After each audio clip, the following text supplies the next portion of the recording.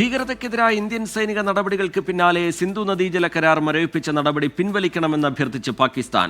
ഇക്കാര്യം ആവശ്യപ്പെട്ട് പാകിസ്ഥാൻ ഇന്ത്യക്ക് വീണ്ടും കത്തെഴുതി. എന്നാൽ നടപടി പിൻവലിക്കില്ല എന്ന നിലപാടിലാണ് രാജ്യം. പെഹൽഗാം ഭീകരാക്രമണത്തിന് പിന്നാലെയാണ് സിന്ധു നദീജല കരാർ മരവിപ്പിച്ച ഇന്ത്യയുടെ കടുത്ത നടപടി. നദീജലം ആശ്രയിച്ചിരുന്ന പാകിസ്ഥാന്റെ പല മേഖലകളും ഇന്ന് കടുത്ത വരൾച്ചയും ജലക്ഷാമവും നേരിടുന്നുവെന്നാണ് റിപ്പോർട്ടുകൾ. ഇതോടെയാണ് കരാർ മരവിപ്പിച്ച നടപടി പുനഃപരിശോധിക്കണമെന്ന് അഭ്യർത്ഥിച്ച് ഇന്ത്യക്ക് വീണ്ടും പാകിസ്ഥാന്റെ കത്ത്. കരാർ മരവിപ്പിച്ചതോടെ കൃഷിയും ജനജീവിതവും പ്രതിസന്ധിയിലായെന്നും കത്തിൽ പറയുന്നു.